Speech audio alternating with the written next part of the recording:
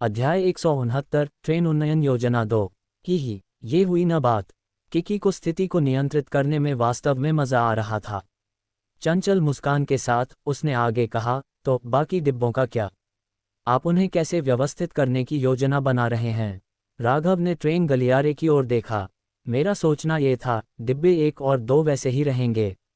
मैंने डायरेक्टर डिंग से वादा किया है कि तीसरा डिब्बा अनुसंधान डिब्बा बना रहेगा, इसलिए उसमें कोई बदलाव नहीं। चौथा डिब्बा थोड़ा संशोधित करके रोपण डिब्बा बन जाएगा। 5वें डिब्बे के लिए, जहां राज और प्रोजेश रुकेंगे, मैं इसे हल्के और भारी दोनों तरह की मारक क्षमता के साथ एक रक्षा डिब्बे के रूप में सुसज्जित करूंगा। मैं वहां कुछ हथियार रखूंगा और सशस्त्र कर्मियों द्वारा आसान पहुंच के लिए एक स्वचालित विस्फोट रोधी दरवाजा स्थापित करूंगा। फिर 11वें डिब्बे का उपयोग औजार और विविध वस्तुएं रखने के लिए किया जाएगा। हमारा बख्तरबंद वाहन और सुमी के समूह के 2 उच्च विनिर्देश वाले वाहन वहां रह सकते हैं। मैं वाहनों को उतारना आसान बनाने के लिए एक बड़ा उठाने वाला गेट डिजाइन करूंगा। कभी कभी हमें अन्वेषण के लिए इन कारों और मोटरसाइकिलों की जरूरत पड़ेगी। राघव ने पूनम की ओर अपनी नजर फेरी। बाकी डिब्बे मुख्य रूप से रहने के उद्देश्य से होंगे। पूनम टीचर, क्या आपके पास कोई सुझाव है? ये सुनकर पूनम के चेहरे पर थोड़ी चमक आ गई।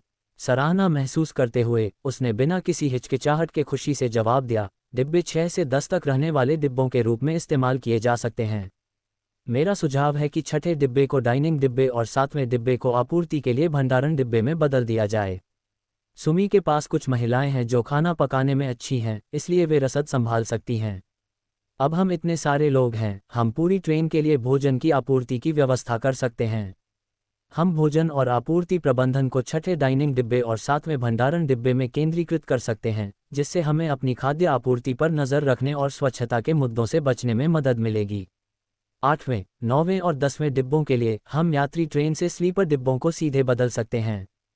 इनमें से प्रत्येक में 12 कमरे हैं, प्रत्येक 4 लोगों के लिए पर्याप्त बड़ा है। हमारी वर्तमान संख्या को देखते हुए हर किसी के पास अपना कमरा होने के लिए यह पर्याप्त होगा। पूनम ने आगे कहा, इसके अलावा शिफ्टों के बारे में। हालांकि आपने एक संतरी प्रणाली स्थापित करने का उल्लेख किया है, फिर भी मुझे लगता है कि हमें हर दिन निगरानी के लिए लोगों की व्यवस्था करने की ज़रूरत है। अंधेरे में बहुत सारे खतरे हैं जिनकी हम भविष्यवाणी नहीं कर सकते हैं, और कभी-कभी इंसान मशीनों की तुलना में अधिक संवेदनशील होते हैं। राघव और किकी दोनों ने उसे आश्चर्य से देखा। वाह पूनम मिस, आप कितनी विचारशील हैं, किकी ने जोर से कहा। राघव ने सहमति में सिर हिलाया। ठीक है, मैं इस व्यवस्था का भी समर्थन करता हूँ। हर डिब्बे की अपनी दरवाज़ा प्रणाली है और डिब्बों के अंदर सूचना कॉलिंग प्रणाली के साथ समन्वय करना आसान होगा। साथ ही एक डाइनिंग डिब्बे के साथ हमें खाने की जगहों की तलाश नहीं करनी पड़ेगी और इससे भोजन प्रबंधन आसान हो जाएगा। एक और बात है, पूनम ने राघव की ओर मुड़ते हुए कहा। डायरेक्टर डिंग, आपने अभी तक उनके लिए कोई व्यवस्था नहीं की है, क्या आप बस उन्हें लैब में रहने देंगे? मैं उनसे बाद में पूछूंगा, राघव ने जवाब देने से पहले एक पल के लिए सोचा। वैसे, किकी ने कहा, मेरा एक सुझाव है। शूटिंग के छेद। अब हमारे पास बहुत सारे लोग और बंदूकें हैं, लेकिन हम हर डिब्बे के लिए शूटिंग चैम्बर डिज़ाइन नहीं कर सकते, है ना? इसलिए पीछे के रहने वाले डिब्बों के लिए हम बचाव के लिए कुछ बंद किए जा सकने वाले शूटिंग छेद डिज़ाइन कर सकते हैं। वैसे पूनम टीचर, अब आप एक स्नाइपर राइफल का भी उपयोग कर सकती हैं, इसलिए पहले डिब्बे में निश्चित रूप से एक होना चाहिए। ये सुनकर पूनम ने जल्दी से अपना हाथ हिलाया। डिब्बे 2 में छत पर एक बुलेट प्रूफ शूटिंग चैम्बर है, मैं उसका उपयोग करूंगी। यह अधिक सुविधाजनक है और मैं अभी तक इसके साथ विशेष रूप से कुशल नहीं हूं, इसलिए आपको मेरे लिए एक स्थापित करने की ज़रूरत नहीं है। कुशल नहीं, किकी ने जोर से कहा। पूनम मिस, आपने उस क्षमता उपयोगकर्ता को फ़ोन होल्डर में बदल दिया और आप कुशल नहीं हैं। Phone holder. राघव आधे सेकंड के लिए दंग रह गया, फिर जल्दी से महसूस किया, वह छवि मन में आती है। मेमो अंतिम ट्रेन उन्नयन योजना सारांश। कुछ चर्चा के बाद राघव ने ट्रेन के लिए प्रारंभिक उन्नयन और संशोधन योजना की पुष्टि की। हालांकि अभी भी कई मुद्दे थे जिन पर ध्यान देना था, सब कुछ एक साथ नहीं किया जा सकता था। 12 डिब्बों को संशोधित करने का काम आसान नहीं था, लेकिन सौभाग्य से उनके पास पर्याप्त जनशक्ति, समय और औजार थे, जिससे ये नवीनीकरण कार्य के लिए एक अच्छा मेल था। अंतिम योजना इस प्रकार थी। लोकोमोटिव और rear power unit. Well 03E heavy gas turbine आगे और Jaimini 11R nuclear electric locomotive पीछे। पहला डिब्बा राघव का क्वार्टर, पूरी तरह से नवीनीकृत लग्जरी केबिन जिसमें अच्छी गोपनीयता, एक बड़ा बाथरूम और महत्वपूर्ण आपूर्ति के लिए भंडारण हो। दूसरा डिब्बा सूचना केंद्र, संचालन कार्य अपरिवर्तित। किकी और राजिता के बंक को क्रू केबिन में परिवर्तित किया गया। छत को बुलेट प्रूफ सामग्री से मजबूत किया गया। G3 इलेक्ट्रोमैग्नेटिक रेल तोप के लिए जगह आरक्षित। सभी ट्रेन निगरानी प्रणालियों के साथ एकीकृत। तीसरा डिब्बा अनुसंधान, समर्पित अनुसंधान प्रयोगशाला, डायरेक्टर डिंग का क्षेत्र। चौथा डिब्बा रोपण, रसद, पौधे की खेती, हाइड्रोपोनिक समर्थन फ्रेम के लिए संशोधित। जल शोधन और वायु परिसंचरण प्रणालियों का एकीकरण, दूसरा सबसे जटिल संशोधन। पांचवां डिब्बा रक्षा, शस्त्रागार, स्वचालित विस्फोट रोधी दरवाजे, मारक क्षमता के लिए उत्थापन मंच, बंदूक रैक और काफिले के हथियारों का भंडारण। राज और प्रोजेश के लिए स्टेशन। छठा डिब्बा डाइनिंग, साधारण टेबल, कुर्सियों और रसोई के उपकरण, सुमी के समूह और राघव के अधिग्रहण से के साथ एक डाइनिंग डिब्बे में परिवर्तित। सातवां डिब्बा भंडारण, गैर नाशवान भोजन और आपूर्ति के लिए भंडारण डिब्बे में परिवर्तित, जिसमें खराब होने वाली चीज़ों के लिए बिंग, रटीजी 56 वाणिज्यिक फ्रीजर शामिल हैं। आठवां, नौवां और 10वां डिब्बा रहने के क्वार्टर, स्लीपर डिब्बे यात्री ट्रेन से लिए गए जिनमें न्यूनतम आंतरिक संशोधन, बाहरी कवच जोड़ा गया। सुमी के समूह को ठहराएगा। 11वां डिब्बा औजार, वाहन भंडारण, औजार, मोटरसाइकिल और 3 संशोधित बख्तरबंद वाहनों का भंडारण करता है। वाहनों के आसान लोडिंग अनलोडिंग के लिए एक स्वचालित दरवाज़ा और एक बड़ा उठाने वाला साइड पैनल है। 12वां डिब्बा हथियार मंच, पीछे की परमाणु बिजली इकाई की सुरक्षा के लिए 1130 CIWS close in weapon system की नियोजित स्थापना। इसके अतिरिक्त राघव ने बाहरी संवर्धन की योजना बनाई। संतरी प्रणाली, 24 घंटे बाहरी निगरानी के लिए सामने की ओर विस्फोट रोधी निगरानी और एक सक्रिय चरणबद्ध सरणी रडार की स्थापना। बाहरी रक्षा, ज़ॉम्बी और डाकुओं द्वारा चढ़ाई को रोकने के लिए विंग कवच के पास GK-03 इलेक्ट्रिक ब्लेड मॉड्यूल का एकीकरण। इन संवर्धनों के साथ अनंत ट्रेन की सुरक्षा और बचाव एक नए स्तर पर पहुंच जाएगा।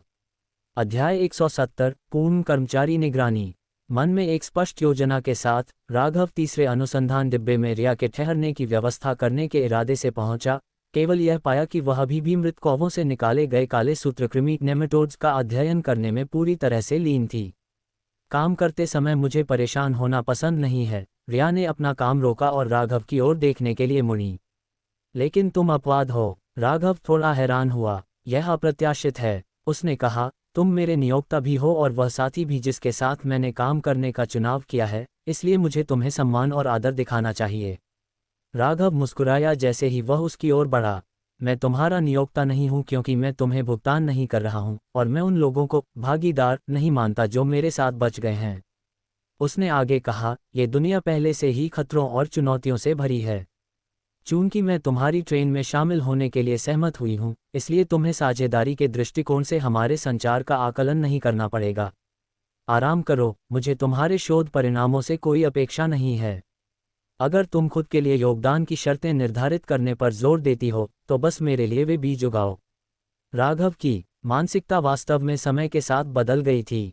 जब उसने पहली बार अनंत ट्रेन परियोजना तैयार की थी, तो वह चाहता था कि हर कोई ट्रेन के मिशन में यथासंभव योगदान दे। उस समय वह घबराया हुआ और सतर्क था, लेकिन अब वह लोगों का मूल्यांकन केवल उनके योगदान के आधार पर नहीं करना चाहता था। जीवित रहने के लिए हर कोई अपनी क्षमताओं के भीतर अपने तरीके से चमकता था। इन लोगों का आसपास होना उसे टीम के समर्थन का एहसास देता था। यह एकता ही ताकत का स्रोत थी जिसने उन सभी को अंतहीन रात के माध्यम से अपने विश्वासों को बनाए रखने में मदद की। रिया ने उसके चेहरे के भाव में बदलाव देखा और चुप्पी तोड़ी। धन्यवाद, तुम्हारे दृष्टिकोण ने मुझे बहुत बेहतर महसूस कराया है, उसने आगे कहा। लेकिन मैं एक वैज्ञानिक हूँ, माली नहीं। तुम जो रोपण डिब्बे चाहती हो, उसके अलावा अंधेरे जीवों पर मेरा शोध नहीं रुकेगा। यह मेरी आत्म मूल्य को साकार करने का मेरा तरीका है और कुछ ऐसा है जिस पर मैं काम करना चाहती हूँ। ठीक है, राघव समझा और पूरी तरह से उसके रुख का समर्थन किया। उसने हाल ही में रिया के लिए प्रलय रेडियो सुनने के लिए एक रेडियो स्थापित किया था, जो टीम के लिए उपयोगी वैज्ञानिक जानकारी प्रदान कर सकता था। उसका शोध निश्चित रूप से उनके लिए मूल्यवान विश्लेषण प्रदान करेगा। वैसे राघव को अचानक कुछ महत्वपूर्ण याद आया।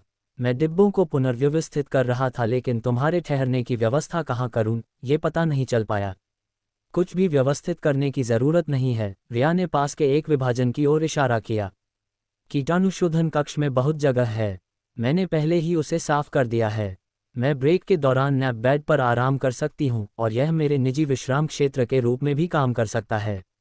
राघव ने विभाजन पर एक नज़र डाली। एक सिंगल बेड के लिए जगह थी, लेकिन यह वास्तव में थोड़ा तंग था। रिया ने उसके चेहरे पर नज़र देखी और तुरंत कहा, यह सिर्फ सोने की जगह है। मेरे काम के क्षेत्र के लिए मेरे पास 2 पूरे डिब्बे समर्पित हैं, जो पूरी ट्रेन में सबसे बड़ी जगह हैं, इसलिए यह मेरे लिए तंग नहीं है। बेशक, अगर तुम मेरे साथ बिस्तर साझा करने की योजना बनाते हो, तो ये तंग होगा और साउंडप्रूफ नहीं होगा। खास। राघव ने अपना गला साफ किया और विषय बदल दिया। हम उच्च ऊंचाई वाले गलियारे को पार कर चुके हैं और अब हमारे पास रखरखाव के लिए कुछ समय है। अगर ट्रेन के उन्नयन के लिए तुम्हें कुछ भी चाहिए, तो बेझिझक पूछो। वास्तव में, कुछ है। रिया एक कंप्यूटर के पास गई और एक पैनल खोला। अब जब हमारे पास अधिक सदस्य हैं, तो अध्ययन करने के लिए अधिक नमूने हैं। मैं अंधेरी शक्तियों में अनुसंधान के लिए सभी कर्मियों पर एक क्षमता विकास डेटा परीक्षण करना चाहूंगी। परीक्षण? तुम किस तरह के परीक्षण की बात कर रही हो? राघव ने पूछा। शारीरिक परीक्षण, उसने जवाब दिया। सुमी और पूनम जैसे लोग, जिनके पास क्षमताएं नहीं हैं, पहले से ही विकास के संकेत दिखा चुके हैं। उन्होंने सुधार हासिल किया है, लेकिन अलग अलग शारीरिक तंत्रों के साथ। अन्य लोग भी अलग अलग पहलुओं में बदलाव का अनुभव कर रहे हैं। मेरा मानना है कि फीनिक्स क्लब भी इस पैटर्न का अवलोकन कर रहा है। यदि यह प्रवृत्ति स्पष्ट हो जाती है, तो बिना क्षमता वाले सामान्य लोग भी अपनी उत्तरजीविता को बढ़ाने के तरीके खोज सकते हैं। क्या तुम्हें लगता है कि हर कोई विकसित होगा? राघव ने पूछा। हाँ, बस प्रक्रिया व्यक्तियों के लिए अलग है। इसीलिए हमें एक व्यापक डेटा नमूने की ज़रूरत है, जिसमें विकास का प्रकार, विकास की दर, विकास के ट्रिगर और व्यक्तिगत अंतर शामिल हों। यदि हम ट्रेन में सभी का नियमित रूप से सर्वेक्षण कर सकते हैं और इसे फीनिक्स क्लब द्वारा जारी किए गए डेटा के साथ जोड़ सकते हैं, तो मैं पूरी टीम को एक विकास योजना दे सकती हूँ। विकास योजना? जब रिया ने वे शब्द कहे, तो राघव को अपने दिल में एक झटका लगा। उसने तुरंत पूछा, क्षमता उपयोगकर्ताओं के विकास के बारे में क्या? फीनिक्स क्लब के पास भी कोई स्पष्ट योजना नहीं लगती है। काले कौवों के समूह का सामना हमने पहले किया था। वे अन्य क्षमता उपयोगकर्ताओं का शिकार कर रहे थे, और मैं एक उत्परिवर्ती से मिला जिसने कहा कि भयानक संस्थाओं या क्षमता उपयोगकर्ताओं को मारने से विकास हो सकता है। लेकिन समस्या यह है, ये सटीक नहीं है। रिया ने अपना चश्मा समायोजित किया। एंजल परियोजना के शुरुआती दिनों में एक प्रयोग से पता चला कि जब भयानक संस्थाओं या क्षमता उपयोगकर्ताओं को मारा जाता था, तो एक ऊर्जा अतिप्रवाह होता था।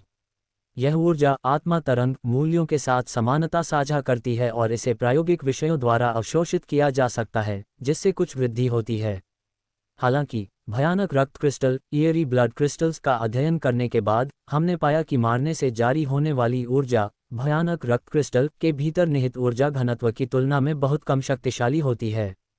इसलिए, यदि कोई अपनी क्षमताओं को विकसित करना चाहता है, चाहे वे सामान्य लोग हों या क्षमता उपयोगकर्ता, सबसे सीधा तरीका भयानक रक्त क्रिस्टल का उपभोग करना है। राघव ने माथे पर बल डाला। क्या यह इतना सरल है? सिद्धांत रूप में, हाँ, लेकिन भयानक रक्त क्रिस्टल का उपभोग करना अत्यंत खतरनाक है।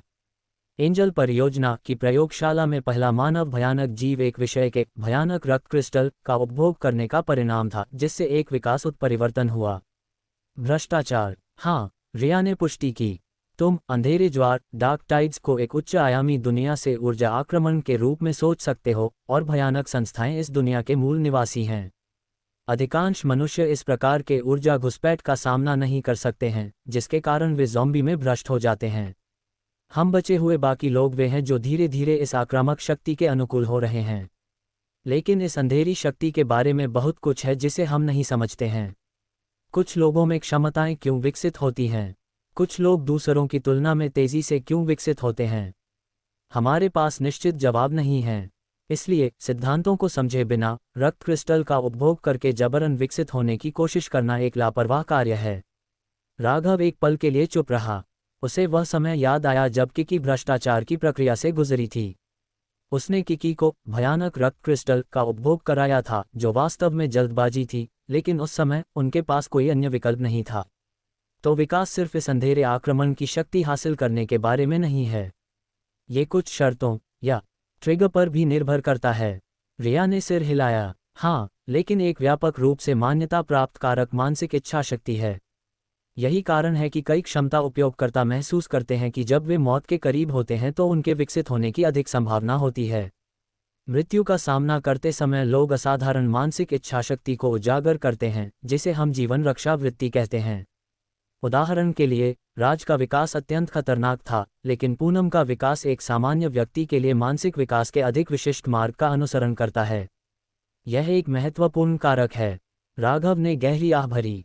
तो इस वातावरण में, अगर इच्छाशक्ति ढह जाती है, या अगर कोई रक्त क्रिस्टल का उपभोग करता है और अंधेरी शक्ति का सामना करने में शरीर की सीमा पार कर जाता है, तो वे ज़ॉम्बी या मानव भयानक संस्थाओं में गलत विकास से गुजरने की संभावना रखते हैं। इसकी पहले ही पुष्टि हो चुकी है, रिया ने जवाब दिया। इसलिए मुझे लगता है कि सभी कर्मियों के लिए नियमित परीक्षण आवश्यक है। ये शोध में मदद करेगा और हमें ट्रेन में लोगों की स्थिति की निगरानी करने की भी अनुमति देगा।